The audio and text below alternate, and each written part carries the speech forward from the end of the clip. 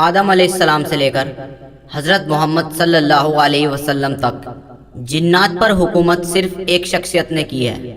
ان کا نام حضرت سلیمان علیہ السلام تھا۔ حضرت سلیمان علیہ السلام حضرت داؤد علیہ السلام کے بیٹے تھے، جن کا قصہ ہم پہلے بھی بہت بار سن چکے ہیں۔ قرآن پاک میں آپ کا ذکر سورہ بقرہ، سورہ عام، سورہ انبیاء، سورہ نمل، سورہ سبا اور سورہ صاد میں آیا ہے۔ اللہ تعالیٰ نے آپ کو بھی نبوت اور بادشاہت دونوں عطا کی تھی۔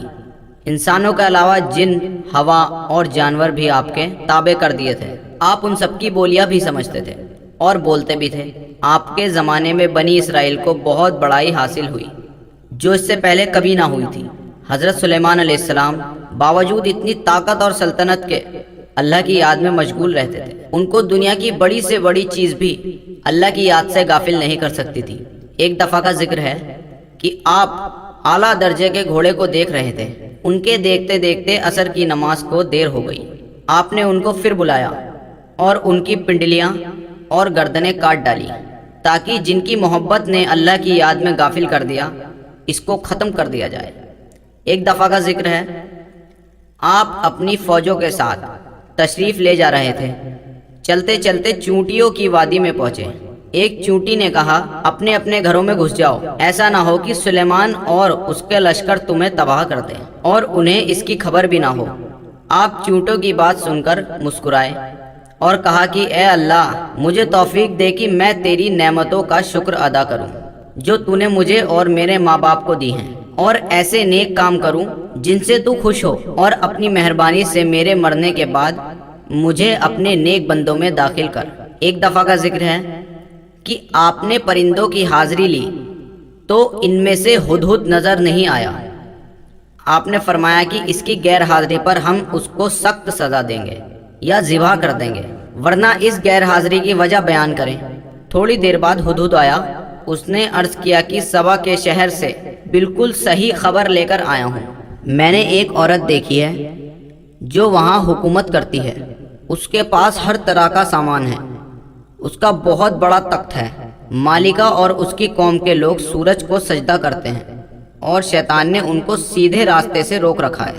ہدہد نے جب بیان ختم کیا تو آپ نے اس مالکہ کے نام یہ خط دیا: اللہ کے نام سے شروع کرتا ہوں جو بہت بڑا مہربان نہایت رحم کرنے والا ہے۔ ہم سے سرکشی نہ کرو اور فرما بردار ہو کر ہمارے دربار میں حاضر ہو۔ اور فرمایا کہ اسے سبا کی مالکہ کے پاس لے جاؤ، پھر دیکھو وہاں سے کیا جواب ملتا ہے۔ سبا کی مالکہ نے، جس کا نام بلقیس تھا، وہ خط اپنے درباریوں کو پڑھ کر سنایا اور ان سے پوچھا کہ تم اس کی بابت کیا کہتے ہو؟ سب نے ایک زبان ہو کر کہا کہ ہم بڑے طاقت والے اور بڑے لڑنے والے ہیں، ویسے آپ کو اختیار ہے جو حکم دیں۔ مالکہ نے کہا بادشاہ جب کسی شہر میں داخل ہوتے ہیں تو اسے تباہ و برباد کر دیتے ہیں، اور ایسا یہ بھی کریں گے۔ میں ان کے پاس کچھ تحفے بھیج کر دیکھتی ہوں کہ میرے ایلچی کا کیا جواب لاتے ہیں۔ جب ایلچی تحفے لے کر آئے تو حضرت سلیمان علیہ السلام نے فرمایا تمہارے تحفے تمہیں کو مبارک ہو، تم انہیں واپس لے جاؤ۔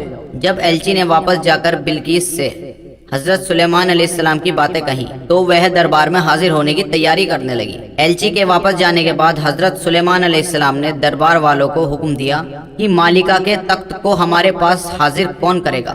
ایک بڑا جن بولا کہ اس سے پہلے کہ آپ دربار سے جائیں آپ کی خدمت میں پیش کر دوں گا، مگر ایک شخص اور کہ جس کو اللہ نے کتاب کا علم دیا تھا، اس نے کہا کہ میں آپ کی آنکھ جھپکنے سے پہلے تخت لے آؤں گا۔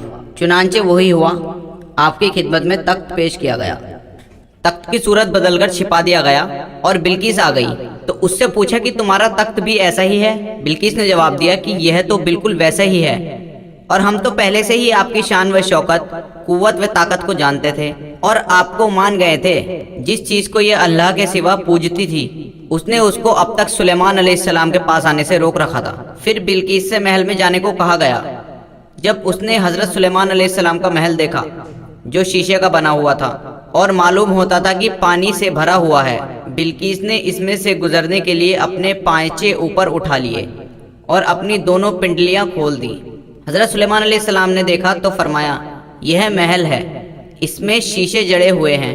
گرج جب بلقیس کو اپنے مذہب کی غلطی معلوم ہوئی تو پکار اٹھی، اے اللہ، میں نے جو اتنی مدت تک سورج کی پوجا کی اور میری وجہ سے میری قوم بھی اس کو پوجتی رہی، تو میں نے اپنے اوپر ظلم کیا، اور اب میں سلیمان علیہ السلام کے ساتھ تمام جہانوں کے پالنے والے پر ایمان لاتی ہوں۔ حضرت سلیمان علیہ السلام اتنے بڑے نبی اور اتنے بڑے بادشاہ تھے کہ انسان، جن، پرندے اور ہوا سب ان کے تابع تھی، مگر آپ غریبوں اور بے بسوں کے ساتھ بیٹھ کر کھانا کھاتے تھے اور اپنے ہاتھ سے چٹائیاں اور ٹوکریاں بنا کر روزی کماتے تھے۔ ہر وقت یاد الہی میں مشغول رہتے، راتوں کو بہت کم سوتے، دن میں اللہ کی مخلوق کی خدمت کرتے، بس یہی ان کی زندگی تھی۔ ایک مرتبہ ایسا ہوا کہ حضرت سلیمان علیہ السلام جنوں سے ایک مسجد کی تعمیر کروا رہے تھے، تو آپ اپنے تخت پر بیٹھے تھے۔ تخت پر بیٹھے بیٹھے آپ کا انتقال ہو گیا، اور آپ کا انتقال اس طرح سے ہوا کہ آپ بیٹھے تھے اور آپ کا اعضا یعنی آپ کی لاٹھی آپ کے ہاتھوں میں تھی، آپ اس کے سہارے سے بیٹھے تھے، اسی گھڑی آپ کا انتقال ہو گیا۔ اب جن کام کرتے رہے، جنات کی اتنی جرت نہیں تھی کہ وہ گردن اٹھا کر آپ کو دیکھ سکیں۔ بہت سالوں تک کام کرتے رہے، مسجد کی تعمیر ہوتی رہی۔ جب اس لکڑی میں دیمک لگ گئی اور وہ لکڑی ٹوٹی اور آپ اپنے تخت سے گرے، تب پتہ چلا کہ آپ بہت پہلے انتقال فرما چکے ہیں۔ تو دوستو، یہ تھی سٹوری حضرت سلیمان علیہ السلام کی۔